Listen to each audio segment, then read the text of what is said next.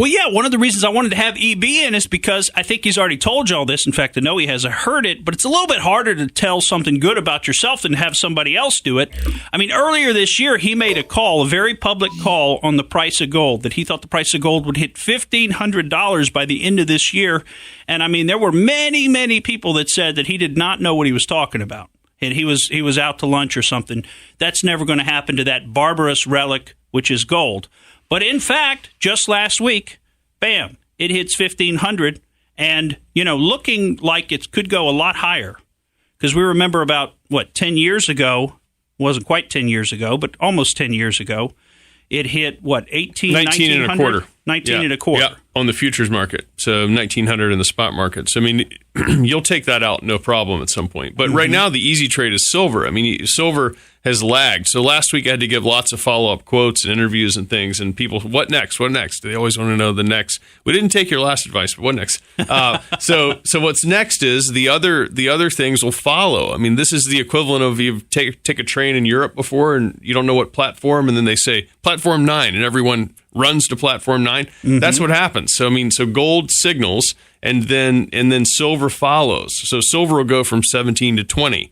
Well, what after that? Well, we'll have to see. But that's still a 75 ratio to gold. And when you say 17 to 20, that's ounces. That's right. Silver's $17 to $20 an ounce. Yeah. Okay. Silver's the wild little cousin of gold. It runs. It's actually right now it's a screaming deal. I mean, but in the short run, we look for it to go to 20. It's kind of like charging up a slingshot or something with the silver, because crazy. As the gold begins to outpace it a little bit, that slingshot is stretching. Yeah. And then when it lets go, silver goes flying. Right. And so people know in a typical gold bull market, if gold goes up 1%, silver will go up 3%. Okay.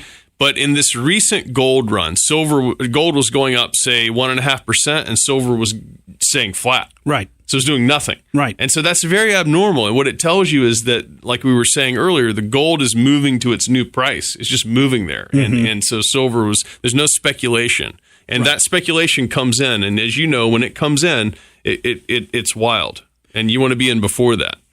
Well, there are, silver is lagging, and also it looks to me like platinum is really lagging gold, because platinum used to trade above the price of gold slightly. That was the kind of historical context that I held platinum in.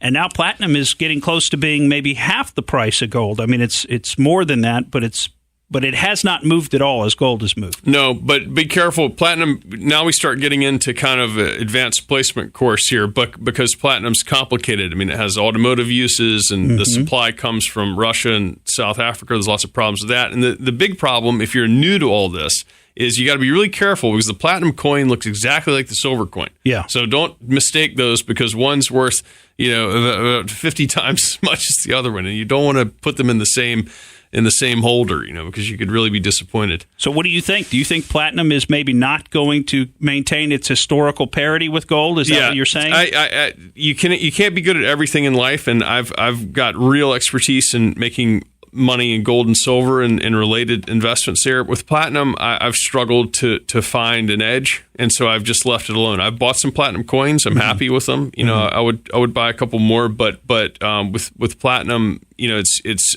I don't find it as easy. I want the easy money. Yeah. Okay, that's people don't understand that, but the easy money is what you got to focus on. The things that you see that are very obvious, you just take those and you leave the hard stuff to guys that are a lot, more suited to handle that stuff. And well, now silver is about half of its. Didn't it top out around $36 an ounce at one 50. point?